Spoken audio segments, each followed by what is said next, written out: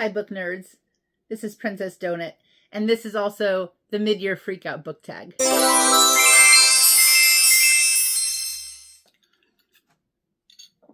In one day, it will be exactly halfway through 2026, which is crazy. So let's do a little check-in on how my reading year has been going so far. You can find this tag pretty much all over Booktube. I don't know where it started. The very first mid-year freakout tag that I saw for 2026 was posted by Bailey. I have seen other people post these tags recently and the questions sort of change.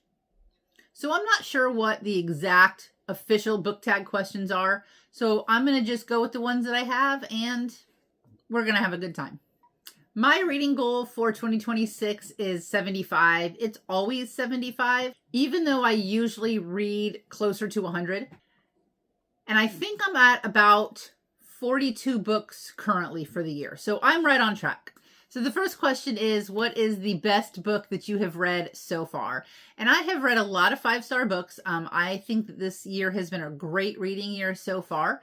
But I'm going to say that Dungeon Crawler Carl is my favorite book that I've read so far. The books are pretty chunky. I've read 6 of the 8 that are currently out. And so for me to read a book and to consistently read the next book in that series every single month of the year without skipping any months is unheard of for me. Also, you saw earlier, my cat is now named Princess Donut.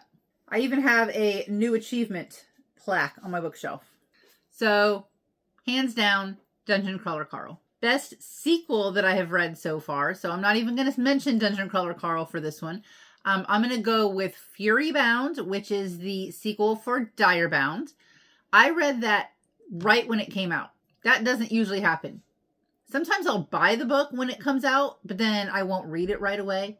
But for Fury Bound, I bought it and I read it the same day that I bought it. And I have to have 2 for this one because I also read Broken Dove, which is the sequel to Silver Elite. And the exact same thing happened. I bought it and I read it on the day that I bought it. And something interesting happened when I was reading Broken Dove. I actually rated Broken Dove higher than Silver Elite. And I rated Silver Elite a 5 stars. So in my eyes, Broken Dove was a 6-star. Love that book. A new release that you have not read yet, but you want to. And I am so thrilled that dystopian seems to be making a comeback. And so all of the books that I'm about to tell you, they're all dystopian books that came out this year. I have To Cage a Wild Bird, The Verdant Cage, Seek the Traitor's Son, and Because I Killed Him. Once I'm finished with all of these books, I will be doing like a dystopian reading vlog kind of update thing.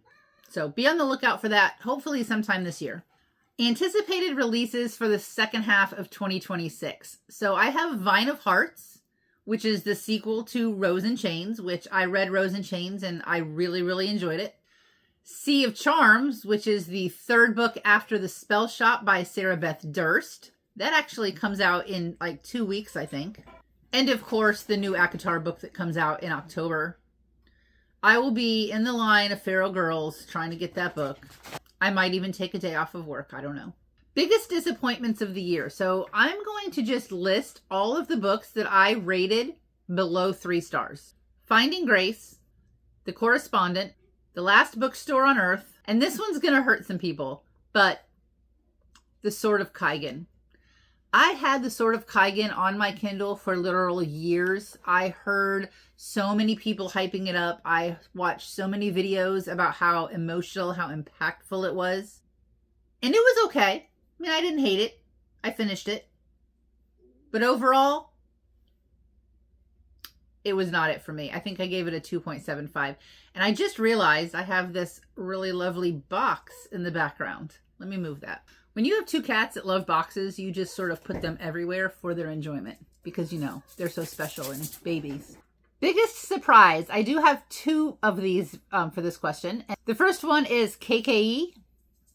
This is one that was, I did give it a 5 stars. And the reason it was a biggest surprise was just because it was on my shelf for so long. And I just didn't think I was going to like it. I had heard a lot of really good things about it. But I just didn't think it was for me. But I did want to give it a shot. So I said, all right, I'm going to read like 30% of it.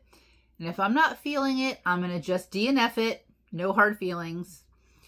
I ended up eating the book up and gave it 5 stars. So very, very surprised on that one. The other one was Rose in Chains. And that's because I had to jump on the Dramini fanfic retelling whatevers that were coming out, Alchemized, Rose in Chains, and The Irresistible Urge to Fall for Your Enemy. I went out, I bought all 3 of them, and then I didn't read them.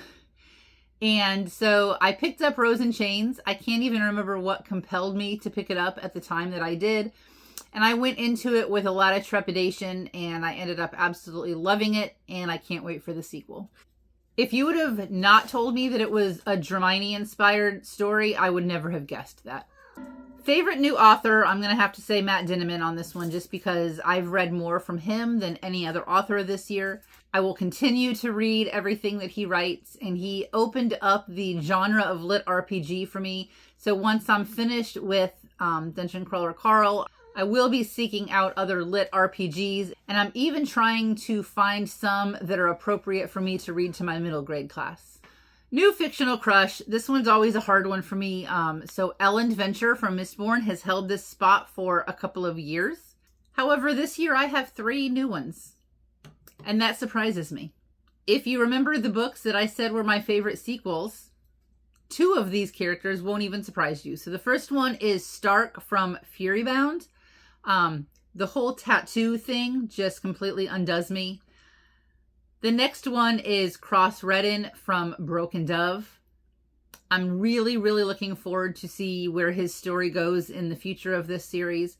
And then, not on a fantasy side, I have Xavier from Say You'll Remember Me by Abby Jimenez. He is a grumpy veterinarian. Say less. Say less. New favorite character, Princess Donut. We even changed the name of our cat from Athena to Princess Donut. I quote her on the daily. Me and Princess Donut, we're like this. Book that made you cry. So I have 3. I have 3 of these. 2 of them made me tear up. 1 of them made me uncontrollably sob and make silly noises. The 2 that made me tear up were Witchcraft for Wayward Girls. The ending of this book, when it talks about how they tied everything up and where all of the girls went to, and sort of like the epilogue, that really choked me up. I was not expecting this book to be as good as it was, because all of the other Grady Hendrix books that I had read were sort of campy and satirical. This one was not. This one was emotional, and I loved it so much. The other one that made me tear up was Sunrise on the Reaping. This was my second read of this book. So for the last school year, I did read the entire Hunger Games series with my middle school class, with the exception of Ballad and Songbirds of Snakes, but we did watch that movie. But we read all of the other books, watched all of the movies. We're going to watch the new one when it comes out in November. And I did get a little choked up reading that one. I even had some of my students cry during some of those books. But the one that made me sob, the one that wrecked me, I knew within 100 pages that this book was going to be different and that this book was going to make me cry. And that is Into the Blue. This is not just a love story. This is devastating. This is when you love someone so much and that person loves you back, but for some reason you just can't be together. And that reason that you can't be together is such a good reason. Devastating. The most beautiful book that I have received or bought this year, and this one's a hard one because I have not really bought, first of all, I haven't bought very many books this year. And second of all, I haven't bought any special editions. So I did get Homebound, and something, I don't even know what this book is about. I think it's sci-fi leaning. I don't even really know. But something about this cover just makes me happy. Something about this cover just wants me to have it on my shelf. Even if I don't like the book, I probably will keep it just because something about the cover just makes me happy. Books that you want to read by the end of the year. So I had a 26 and 26 spinner wheel that I made at the beginning of the year. I've been doing decent on reading the books on there. I haven't used the spinner wheel very much, but I'm doing okay on it. Not as good as I wanted, but decent.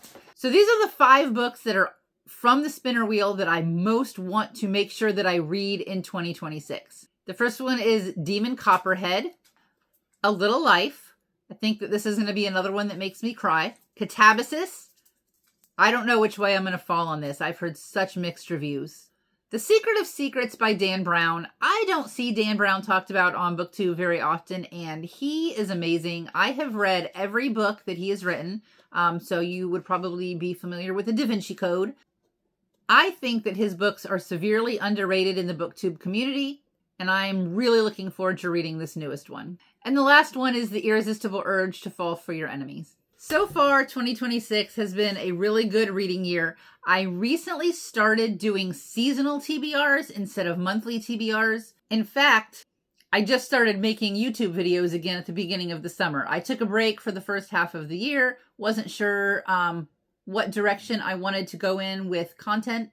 And let me tell you, making a seasonal TBR, I mean, this is summer. This is the first summer. This is the first time I've done a seasonal TBR. But so far, 1 month into the summer, I'm doing phenomenal.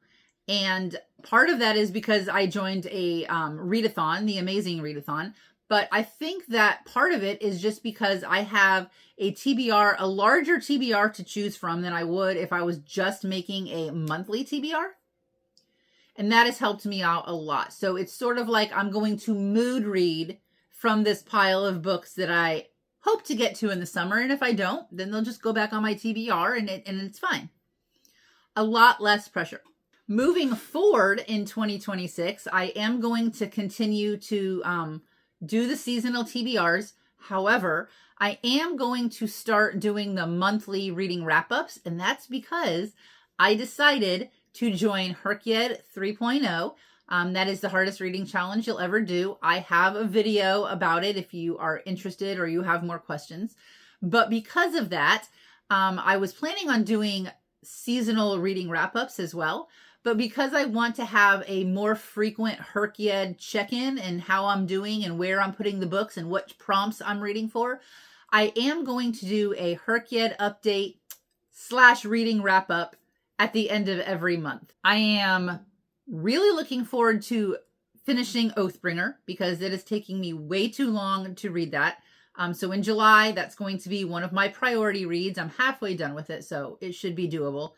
And then I really want to jump into Alchemized. So one of my other goals for from now moving forward is to read one of my chunky, intimidating books every quarter. So 1 per quarter, at least 1 per quarter. And that's all I have for you. Can't believe that the year is already half over. This is insane. Really looking forward to the second half of the year. If you also do the mid-year freak out book tag, please let me know in the comments below because I would love to hop over to your channel and subscribe and support you. And as always, I appreciate all of your support, your likes, your comments, your subscribes. They really, really help my channel. And until next time, happy reading.